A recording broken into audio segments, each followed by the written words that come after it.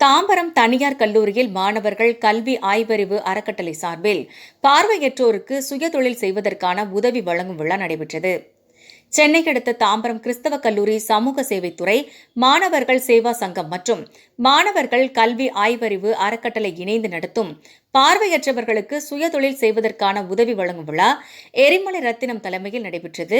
இந்நிகழ்ச்சிக்கு சிறப்பு விருந்தினராக போச் நிறுவனத்தின் மனிதவள மேம்பாட்டின் மேலாளர் பிரதீப் ராஜாராம், அமெரிக்க மென்பொருள் பொறியியல் துறை இயக்குநர் நாராயண கிருஷ்ணமூர்த்தி, அம்பேத்கர் குழந்தை நரம்பியல் மற்றும் கால் கை வலிப்பு நிபுணர் டாக்டர் கோகிலவாணி, அமெரிக்கா அருண்குமார் செல்வம், கிறிஸ்தவ கல்லூரியின் மாணவர்கள் விவகாரங்களின் டீன் டாக்டர் ஹீல்டா சாமுவேல், சமூக பணி உதவித்துறை டாக்டர் பிரின்ஸ் அண்ணாதுரை ஆகியோர் கலந்து கொண்டு பார்வையற்ற 250 பேருக்கு சுயதொழில் செய்ய பர்ஃபி பாக்கெட், கமருக்கட் பாக்கெட், புளிப்பு மிட்டாய், ஆரஞ்சு மிட்டாய் பாக்கெட் போன்ற மற்றும் குடை பின்னும் பிளாஸ்டிக் ஒயர்கள் உள்ளிட்ட ஏராளமான பொருட்கள் வழங்கி வாழ்த்து தெரிவித்தனர்.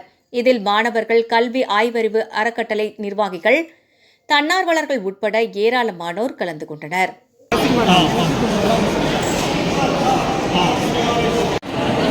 எம் வரதராஜ், காஞ்சிபுரம்.